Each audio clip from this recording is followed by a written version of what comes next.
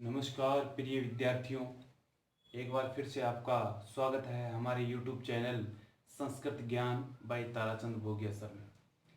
प्रिय विद्यार्थियों, पिछले वीडियो में हमने कक्षा 10 विषय संस्कृत पाठ्यपुस्तक स्पंदना के अध्याय 3 सौराष्ट्रम गौरवम के हिंदी अनुवाद का अध्ययन किया था।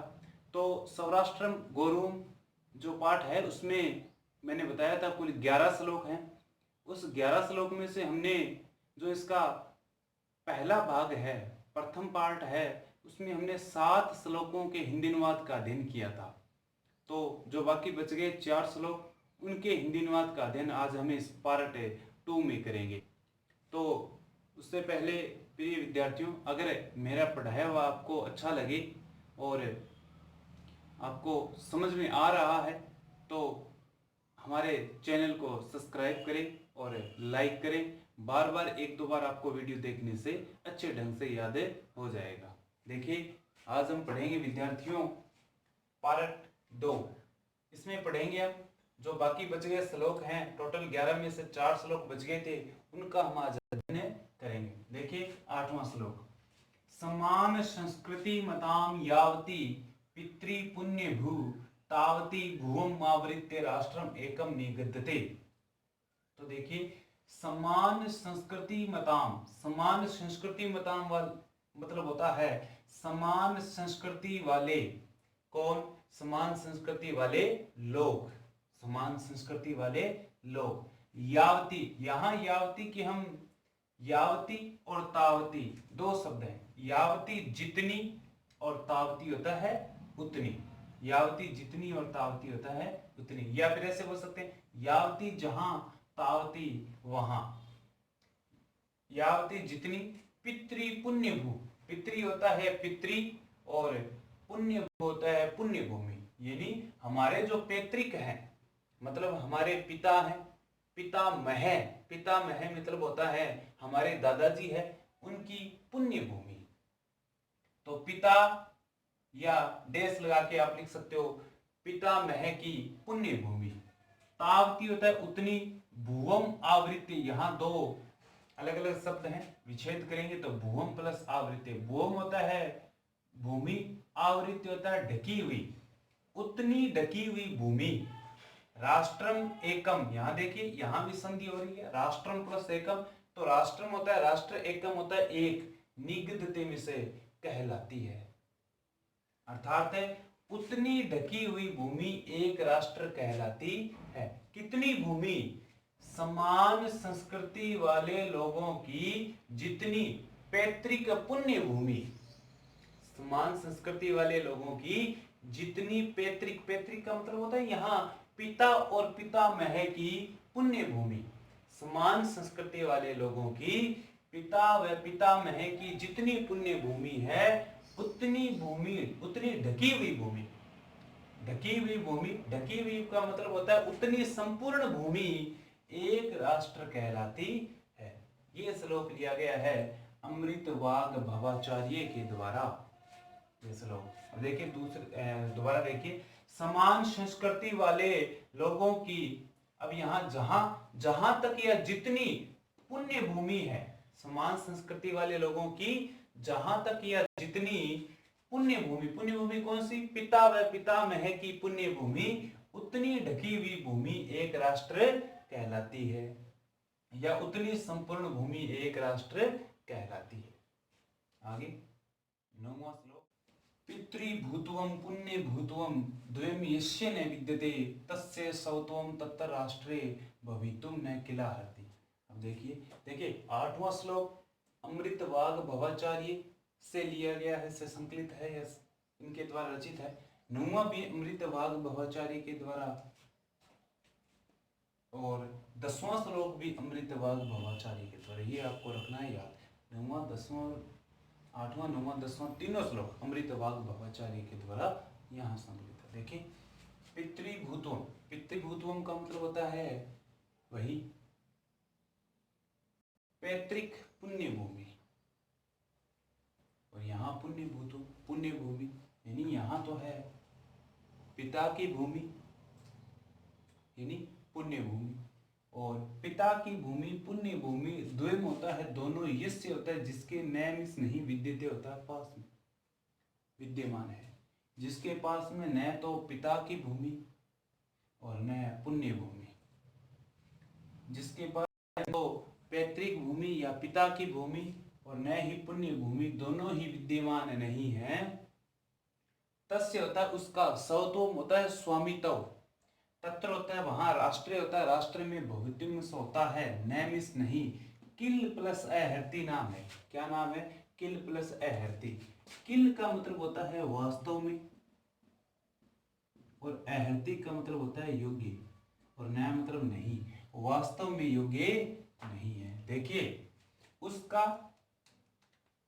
उसका स्वामित्व वहां राष्ट्र में वास्तव में योग्य नहीं है। कहने का मतलब है कि उसका स्वामित्व वहां राष्ट्र में योग्य नहीं है, उसका राष्ट्र पर कोई अधिकार नहीं है, जिसकी न तो पितृभूमि है और न जिसके पास पुण्य भूमि है, दोनों ही जिसके पास विद्यमान नहीं है, उसका वास्तव में राष्ट्र पर कोई अधिकार नहीं है, या राष्ट्र पर उसका कोई स्वामित्व नहीं है। देखिए एक बार दोबारा, जिनके पास या जिन लोगों के पास न पुण्य भूमि है न पितृभूमि है, दोनों ही विद्यमान नहीं है, उनका वास्तव में राष्ट्र में कोई भी स्वामित्व नहीं है, अर्थात उनका राष्ट्र पर कोई भी स्वामित्व कोई भी अधिकार नहीं है, वो राष्ट्र के स्वामित्व के योग्य नहीं है, ऐसा भी हम बोल सकते हैं। तो ये था हमारा 9वां श्लोक। आगे देखिए 10वां श्लोक। उत्थान पतने राष्ट्रीय अवलंबे ही भारत है सर्वदा तस्मात् शिक्षणीया तो राष्ट्रीय। देखिए इसका, ये भी अमृत वाग भवाचार्य के द्वारा है। राष्ट्र से उत्थान पतने, राष्ट्र के उत्थान और पतन, उत्थान मतलब उठना, पतन में गिरना, यानी उन्नति और अवनति। उत्थान और पतन को हम बोल सकते हैं उन्नति और अवनति। तो राष्ट्र की उन्नति और अवनति राष्ट्रीय अवलंबे, राष्ट्रीय होता है यहाँ राष्ट्र के जो लोग होते हैं, राष्ट्रीयान, राष्ट्र के लोग, अवलंबे में सहारा है। तो देखिए जी, राष्ट्र के लोग ही राष्ट्र की उन्नति और अवनति में सहारा है। मतलब है जो हमारे राष्ट्र के लोग हैं उन्हीं से तो हमारे राष्ट्र की उन्नति होगी और उन्हीं से हमारे राष्ट्र की अवनति होगी। तो राष्ट्र के लोग ही राष्ट्र की उन्नति और अवनति अर्थात उत्थान और पतन में सहारा है। भारतः सर्वदा तस्मात् शिक्षणीया तो राष्ट्रीय। यहाँ राष्ट्रीय का मतलब है राष्ट्र के लोग, यहाँ राष्ट्रीय का मतलब होता है राष्ट्र के लोग। किस राष्ट्र के लोग? भारत है, भारत राष्ट्र के लोगों को यहाँ तस्मात् इसलिए शिक्षणीय क्या करना चाहिए? शिक्षणीय, अनियर प्रत्यय का प्रयोग मतलब शिक्षित करना चाहिए। सर्वदा होता है हमेशा, हमेशा भारत राष्ट्र के लोगों को क्या करना चाहिए? शिक्षित करना चाहिए। शिक्षणीय, शिक्षित करना चाहिए। अब देखिए बोलना ऐसे, राष्ट्र के उत्थान और पतन में राष्ट्र के लोग ही का क्या है? सहारा है। मतलब राष्ट्रीय लोगों के द्वारा ही हमारे राष्ट्र का उत्थान और पतन होता है। इसलिए हमेशा राष्ट्र के लोगों को शिक्षित करना चाहिए।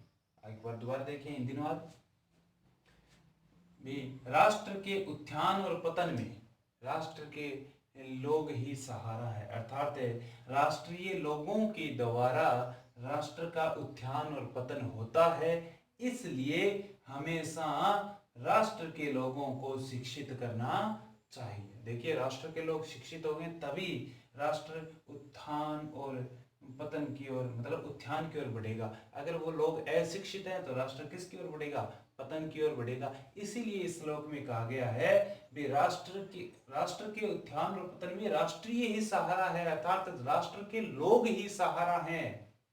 इसलिए हमेशा राष्ट्रीयों को यानी हमारे राष्ट्र के लोगों को शिक्षित करना चाहिए। इसलिए हमेशा राष्ट्र के लोगों को शिक्षित करना चाहिए। ये था हमारा 10वां। शस्त्रम शास्त्रम च द्वे विद्ये प्रतिपत्ते शस्त्रेण रक्षिते राष्ट्रे शास्त्र चर्चा प्रवर्तते। देखिए विद्या शस्त्रम, देखिए विद्याएं दो प्रकार की होती है, एक होती है शस्त्र विद्या और दूसरी होती है शास्त्र विद्या। शास्त्र जैसे अनेक हमारे शास्त्र हैं, गीता है, वेद है, ये शास्त्र। शस्त्र विद्या जैसे हथियार, शस्त्र चलाने की, जैसे प्राचीन समय में गुरुकुल में शस्त्र विद्या शास्त्र दोनों अपने शिष्यों को देते थे गुरु। तो शस्त्र विद्या हथियार चलाने वाली विद्या और शास्त्र विद्या है शास्त्रों को यानी पढ़ने वाली विद्या, ज्ञान वाली, वेद उपनिषद ऐसे। तो विद्याएं दो प्रकार की होती है, शस्त्र विद्या और शास्त्र विद्या। द्वे विद्या, दोनों विद्याएं, प्रतिपत्ति होता है ज्ञान प्राप्त करने के लिए। देखो देखो ज्ञान प्राप्ति के लिए दो प्रकार की विद्याएं हैं, शस्त्र विद्या और दूसरी शास्त्र विद्या। शस्त्रेण रक्षिते, शस्त्रेण होता है शस्त्र के द्वारा, हथियारों के द्वारा, रक्षिते में से सुरक्षित, रक्षिते में से यहाँ सुरक्षित, राष्ट्रीय होता है राष्ट्र में, शास्त्र चर्चा, शास्त्रों के बारे में चर्चा यानी शास्त्रों के बारे में विमर्श, प्रवर्तते में से संभव है, यानी जब हमारे राष्ट्र की, हमारा राष्ट्र सुरक्षित होगा। सुरक्षित का मतलब होता है शस्त्र के द्वारा, किसके द्वारा? शस्त्र विद्या के द्वारा सुरक्षित राष्ट्र में ही शास्त्र चर्चा करना संभव है।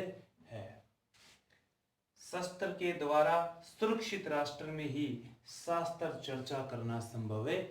देखिए एक बार दोबारा सुनो, ज्ञान प्राप्ति के लिए शस्त्र विद्या और शास्त्र विद्या दो प्रकार की विद्याएं होती है।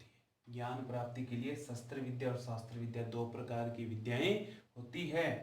शस्त्र के द्वारा सुरक्षित राष्ट्र में ही शास्त्र चर्चा करना संभव है। देखिए प्रिय विद्यार्थियों, हमने अब हमारा तीसरा अध्याय सौराष्ट्रम गौरवम में निहित 11 श्लोक हैं। उन सभी श्लोकों का हमने दो पार्टों में अब हिंदी अनुवाद पढ़ लिया है। तो आप एक या दो बार दोनों पार्टों को देखें और अपनी नोटबुक में लिख कर साथ में लिखने का प्रयास करें, सुनकर लिखने का प्रयास करें। तो इससे आपको पूरा का पूरा लेसन है वो बढ़िया तरीके से याद होगा। और ये पाठ है वो संस्कृत व्याख्या और हिंदी व्याख्या की दृष्टि से महत्वपूर्ण पाठ है, इसलिए इसे अच्छे तरीके से आप पढ़ें। और अगर आपका सहयोग इतना ही है कि आप हमारे चैनल को सब्सक्राइब करें और आपके जो दोस्त हैं, छोटे भाई बहन हैं या बड़े भाई बहन हैं जो आगामी स्तर में कक्षा 10 में होंगे, तो उनके लिए आप ये वीडियो उन तक शेयर कीजिए ताकि वो भी इस शिक्षा का लाभ उठा सकें। बहुत बहुत धन्यवाद।